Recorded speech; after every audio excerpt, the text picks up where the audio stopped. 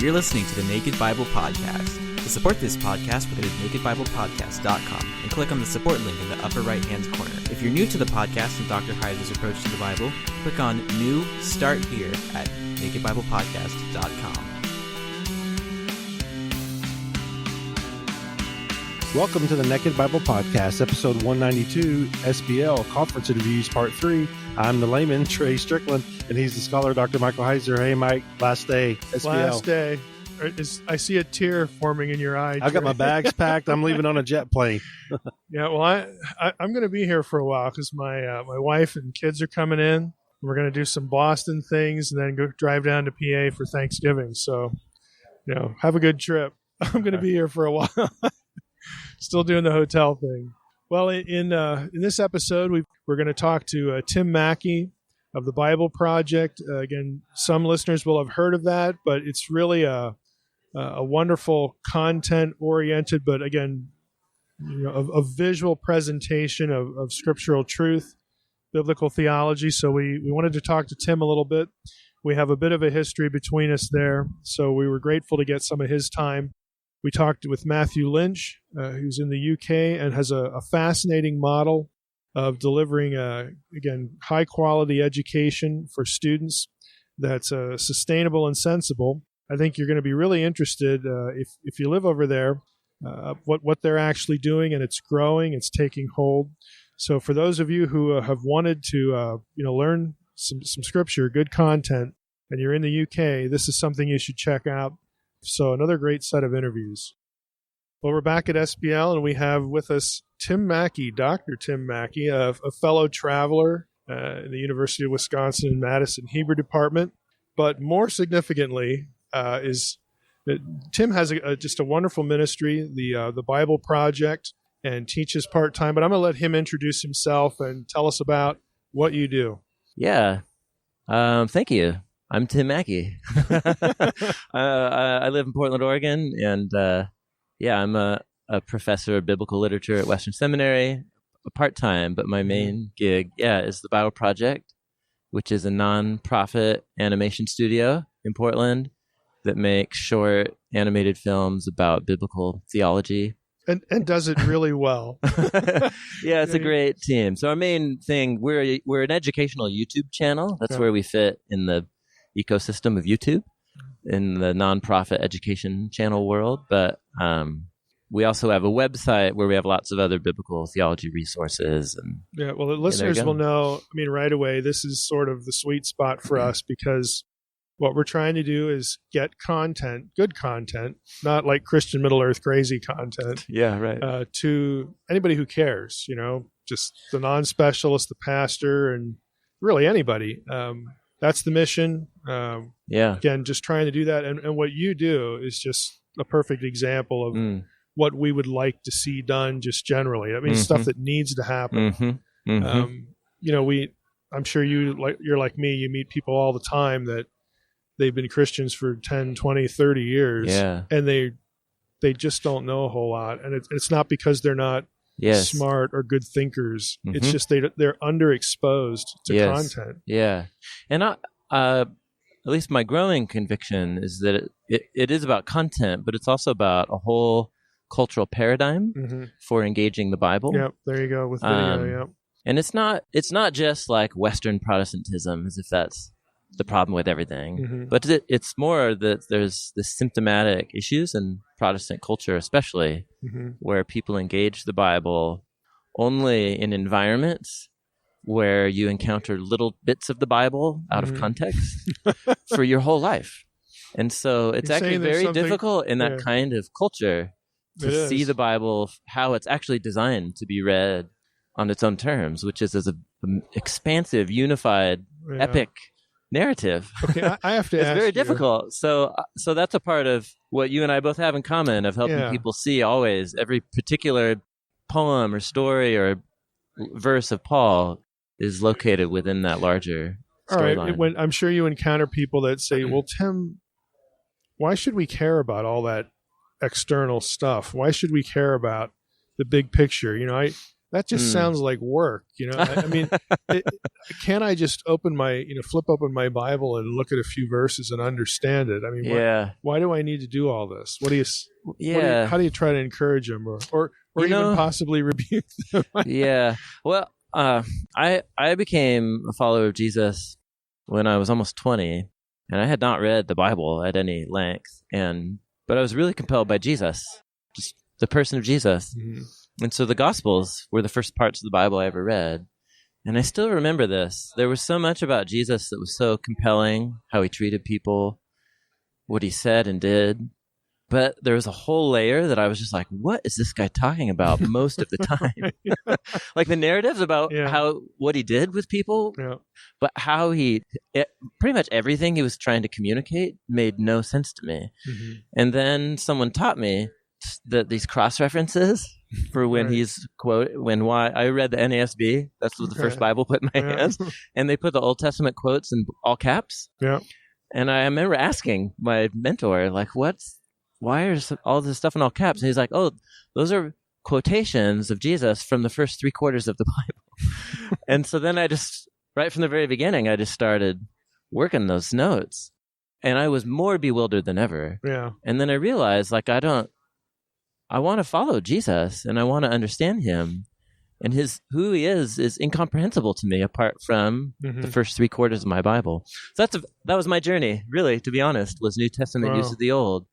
And I just realized everything the apostles are trying to tell us about who Jesus is, what it means to follow him, they see it as part of a much larger story that takes a lifetime to immerse yourself in. And for the apostles and Jewish readers of the Bible, that's the joy of the scriptures. That's how much work it takes. Psalm 119, it's a joy. Yeah. So it's I don't know, it's a different culture. We have to learn how to. It is, but that's a good tack. That's a very.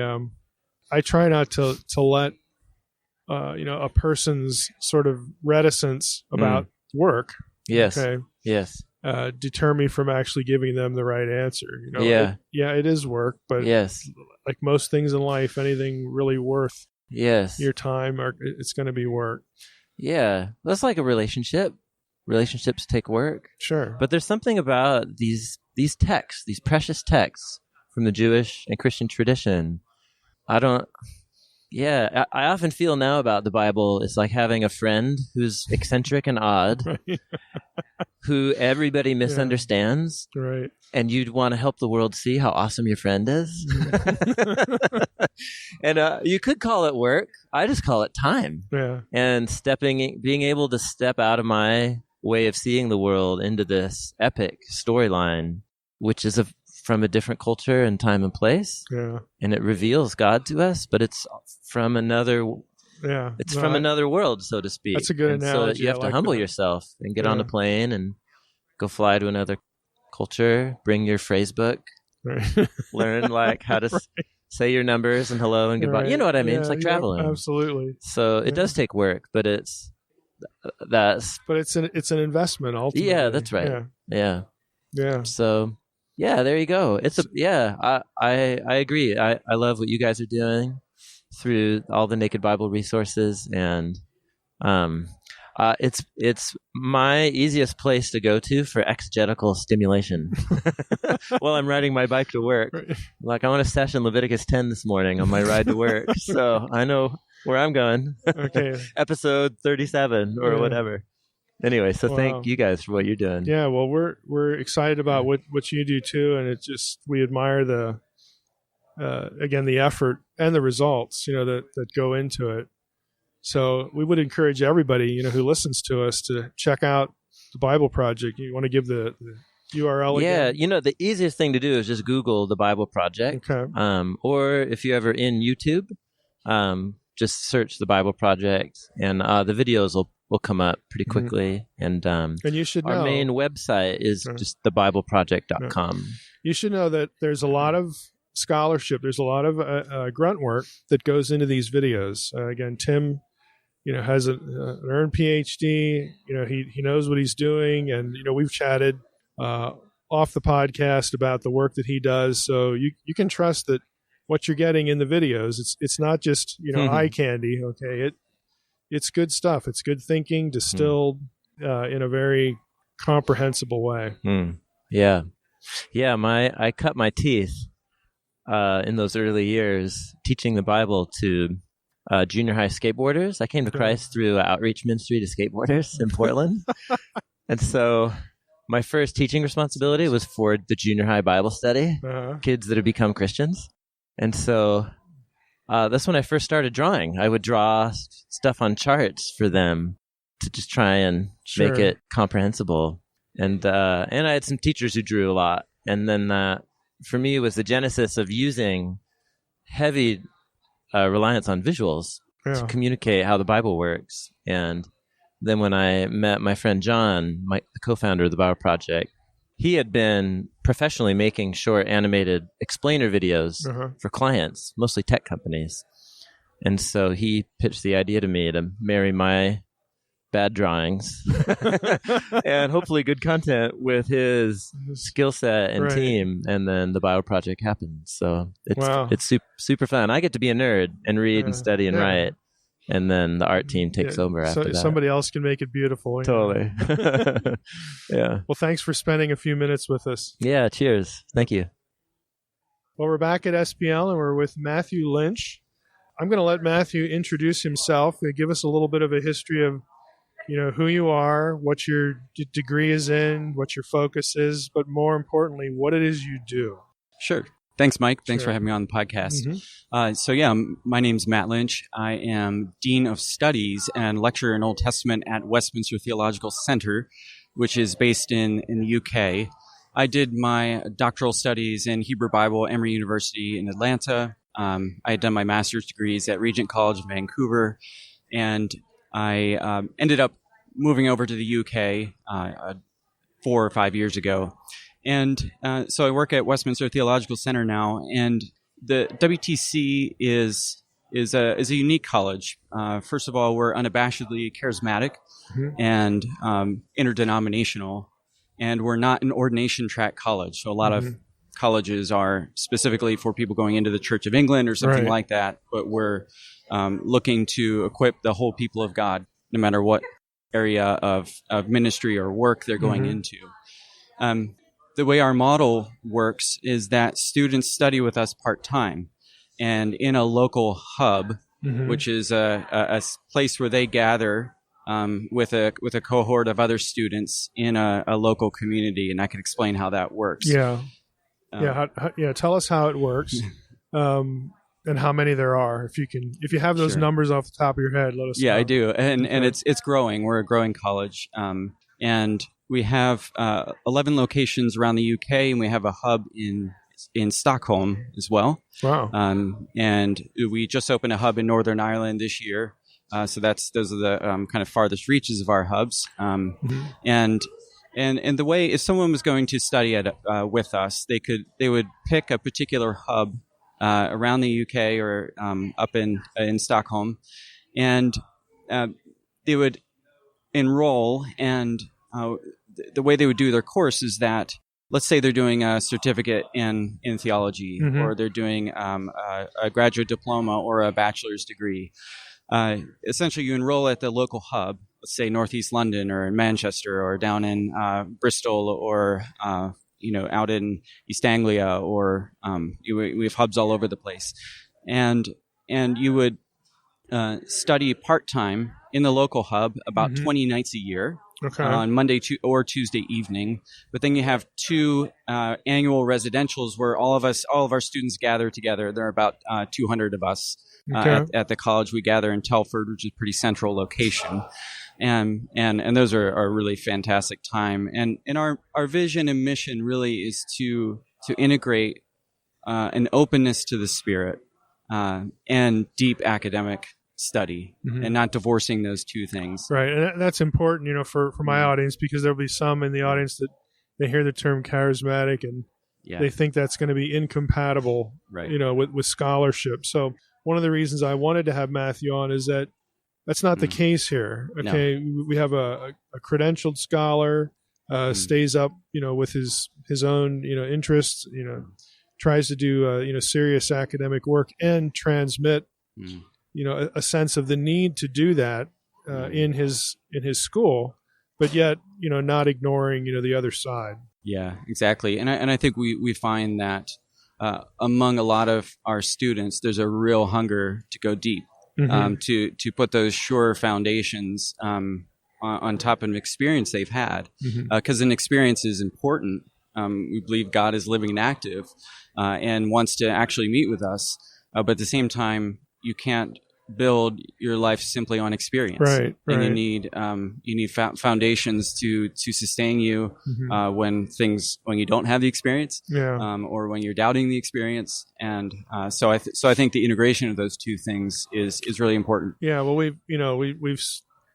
could probably all give a grocery list of the bad examples we've seen where everything is experience oriented. I want to go back to the hubs. How does a hub form and operate? Like, do you have to have a graduate or a scholar or a pastor? I mean, who leads the thing? Like, how does that work? Yeah, so each hub has a hub director, okay, who is a facilitator of the hub, oversees the kind of marketing side of things, and is a kind of pastoral support there. Okay. They're not meant to be academic support. We handle that centrally as a college. Do you do that like over the internet or like Skype, so, or how do you do that? Both ends. So first of all, if a student studies with us, you don't have a distance learning relationship with the lecturer because you've already met them at the residential. We start the year in September at the residential together with a time of intensive study and worship. So that's the context out of which you form the community. Right. But then a local hub's usually based in a church that we have a relationship with, and a student will come to a hub on a hub evening, one of those 20 evenings a year if they're doing the certificate or grad diploma or BA, and they would watch pre-recorded content. They would have a time of worship and discussion together, but also a video conference with the lecturer, who will help them unpack and ask questions about what they've seen in the content. So some refer to it as a flipped classroom model, where you get the content in the recorded section and then discuss it. So if you're an instructor, you're doing 20 of these. You said a term? Yeah. Okay. Well, each individual instructor doesn't have that kind of load, but it's the students will have different instructors. For 20 evenings. That's really interesting. Yeah. Are there fewer or more obstacles to creating a degree granting program in the UK? Like, do you have accreditation issues? Is that separate from granting degrees? I mean, what was the dog and pony show that you had to go through to do this? Yeah. So to get degree granting status in the UK, you need to be affiliated with a university. So all of our students are awarded a degree from the University of Chester, which is our validating university or accrediting university. So it's a fully fledged academic degree, but we have relative autonomy to develop a program how we want, and that's where we can do what we do.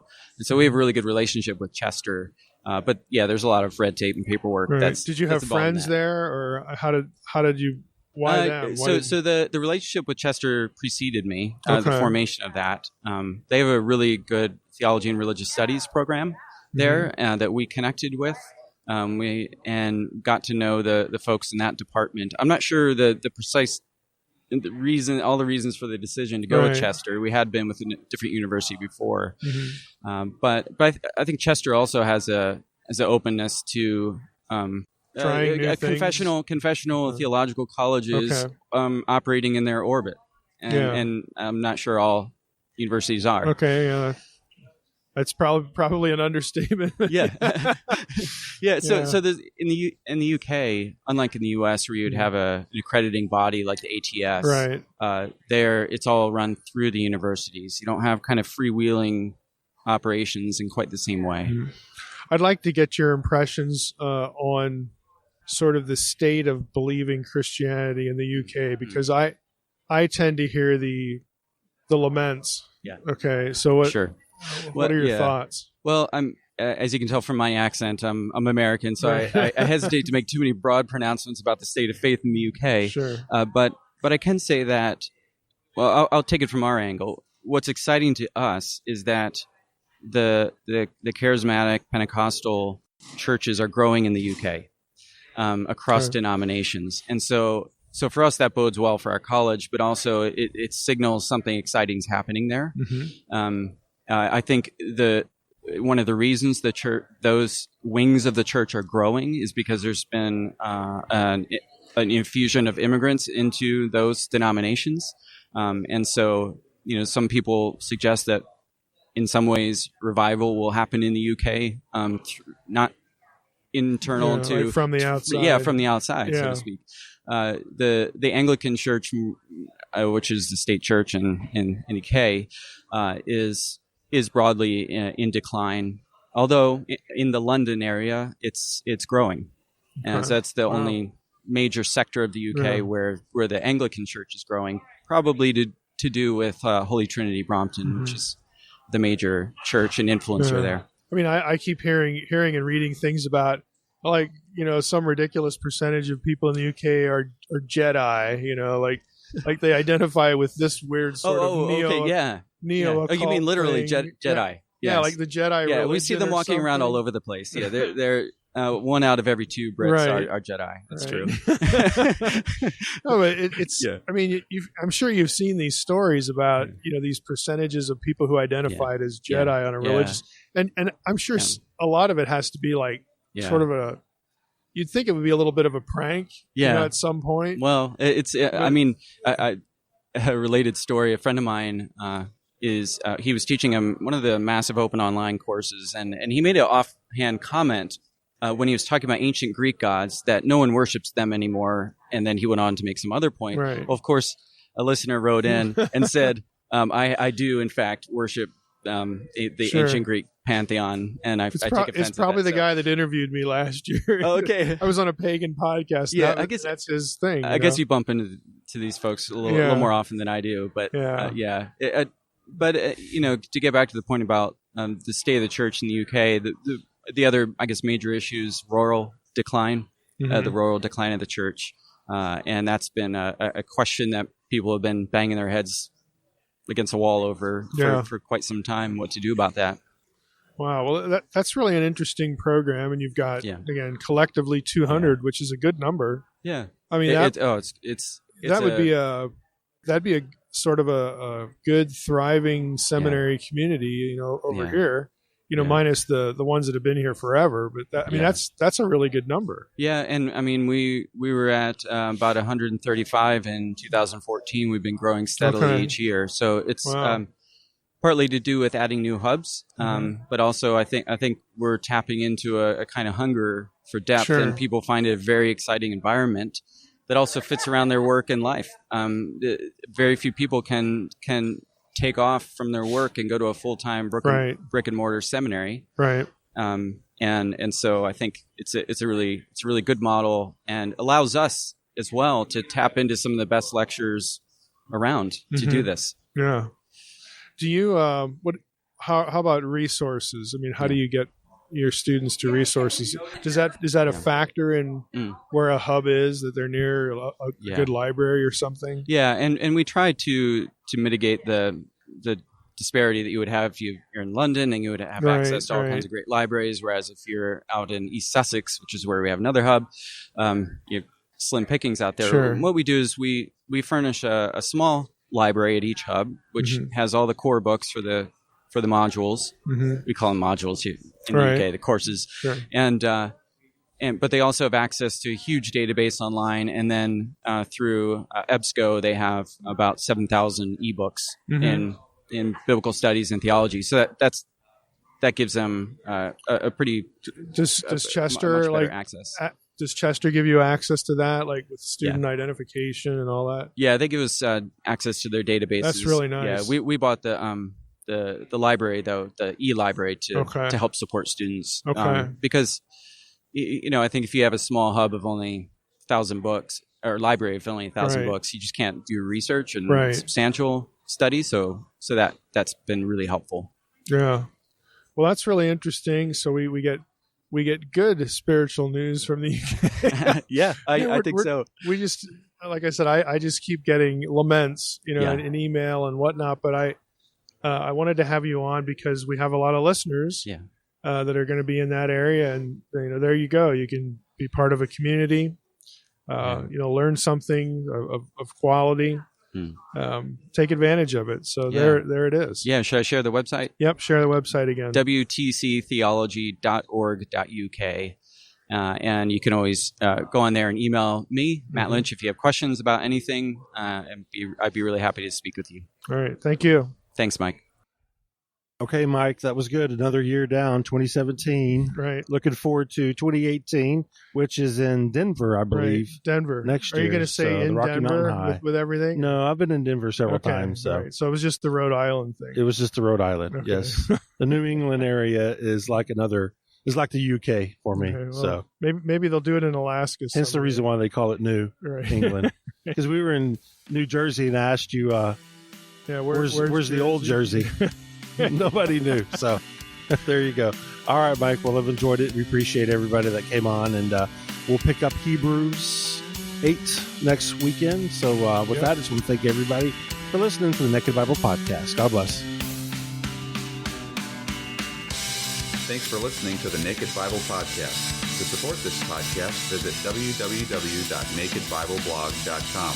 To learn more about Dr. Heiser's other websites and blogs, go to www.drmsh.com.